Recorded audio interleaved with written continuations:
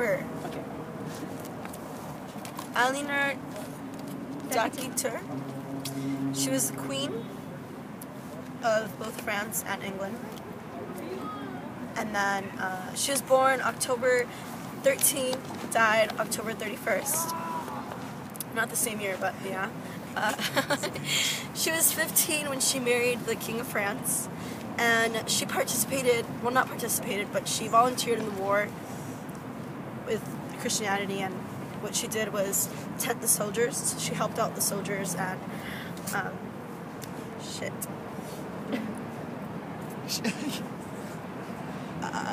she helped the soldiers. Oh yes, and then she fought with her husband, which caused divorce because she was very liberal about the war and she was very opinionated. And she wait, time out. I forgot. There's no time out here. No, oh yes, yeah. She divorced and then she remarried Henry, who was the King of England, when she was 30, and she was very. When she was in the court, she fought for poetry and art because she thought that people had the right to write about and make music about the war and state their opinion. Yeah. Good.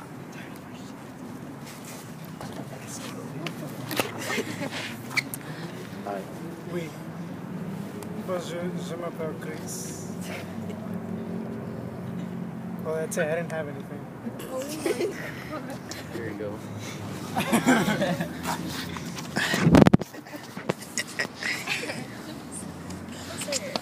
Okay, Jeanne d'Arc was born January 6 in 1412 in Normandy, France, and she was considered a heroine in France for her role in the 100-Year War.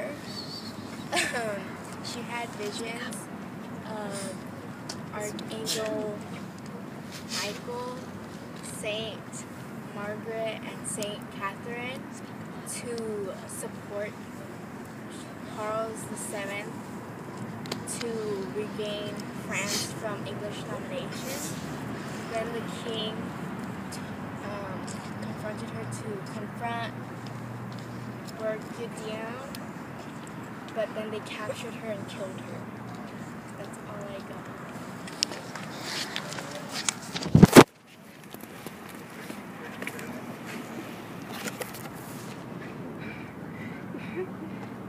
The two castles that I chose were the Château de Sedan and the Château de Versailles.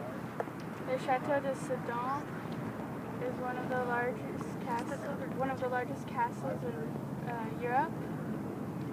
It was built as a fortress to be protected by invasions from other countries, and because it was located on the border of France.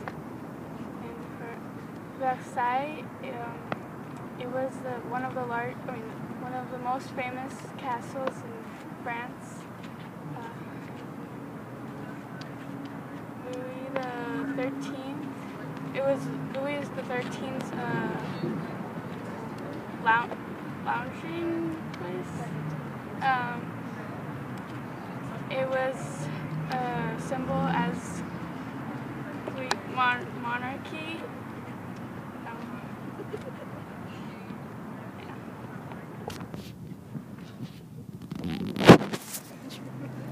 I did Francois Pirard. His coronation was the 25th of January in 1494. He was known as the father and restorer of letters. He was also known for initiating the Renaissance, when it was between the 15th and 17th century. He brought a lot of Italian artists over, like Leonardo da Vinci, who brought the Mona Lisa. He was also known as Francis of the Large Nose and the Night King.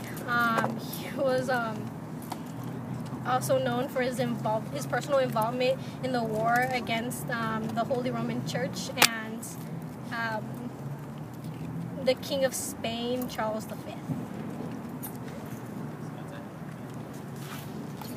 Yeah, that's I chose Sure. so I chose Louis the 14 and Le Grand Siècle. And so Louis the 14th, he ruled under absolute monarchy, which means that he directly like kind of did everything instead of like his principles or whatever, his nobilities.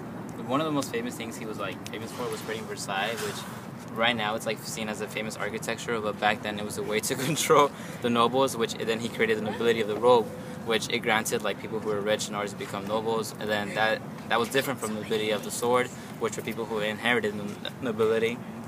And then he used Versailles as a way to control the nobles, from them to like not know what's going on, in order to like him to control everything. And then I think he was the longest one to like rule for absolute monarchy for 72 years and 100 days. So yeah, that's it.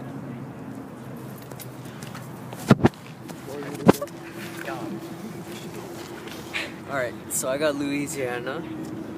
Now, Louisiana was founded by Robert Cavalier de La Salle in 1682. He named it after Louis the 16th, which is why it's, Louisiana. Sorry. And I think the main purposes of like Louis sending him there was because he had like, it was mostly religious and then economical goals, such as being able to have like a foothold onto Louisiana. And I think that throughout the way that they had some issues with I think other colonies or other places like Canada, where like they were like sometimes clashing between their trades with the natives.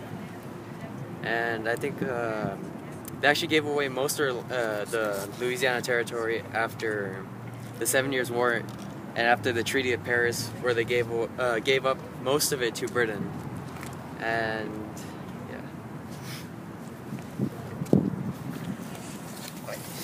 Alright, so my topic is going to be about Marie Antoinette and Louis XVI. So, Marie Antoinette, she was born on May 2nd, 1755, at the Habsburg Palace in Vienna. And after the following of the 7 Years' War and the Diplomatic Revolution, Empress Marie Antoinette's mother, she wanted to mend alliances with France, with King Louis XV. And the way they were going to do that is that they were going to seal their allegiance in marriage.